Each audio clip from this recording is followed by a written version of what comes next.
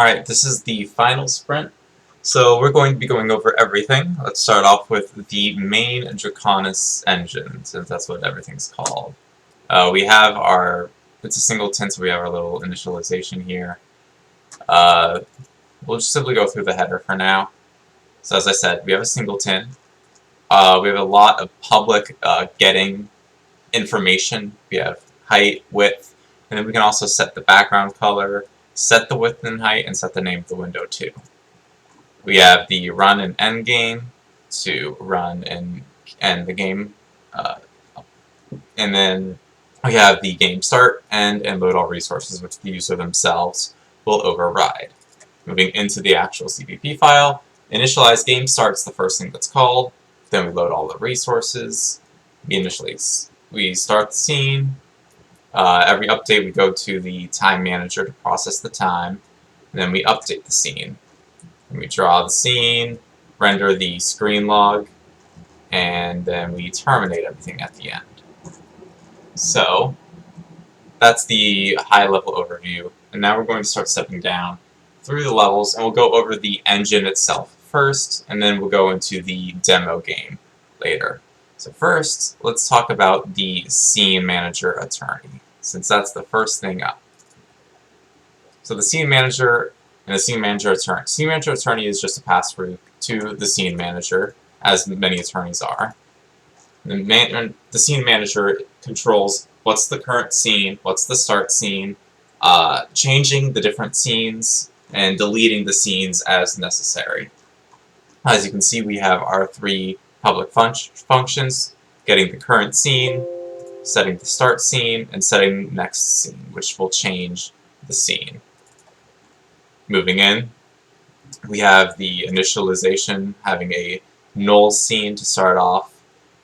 We can set the start scene, which will replace the start scene.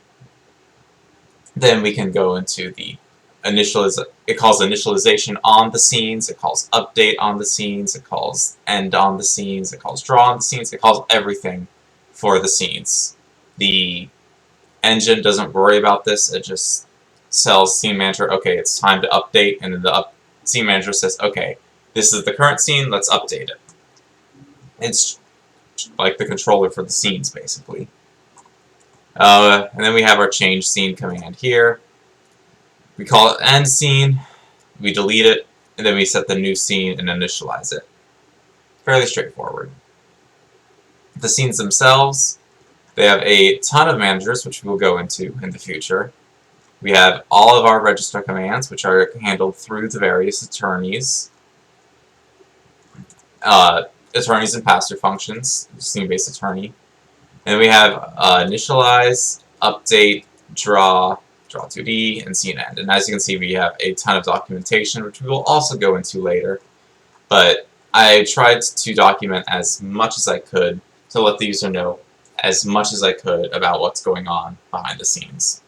For example, in the update, I give them the exact order in which all of the managers are called, so that they know, okay, alarms happen, before keyboard input, so maybe I have to work around that. And then we have, of course, set collisions, all of that stuff, and then our public functions of getting the cameras for rendering purposes, setting the camera, setting the God, and setting the default camera as well. Within the God cam, I also included the lovely little controls that I made. So those are the scene managers and the scene base. We also have our scene broker here, which takes in commands and then executes them as necessary.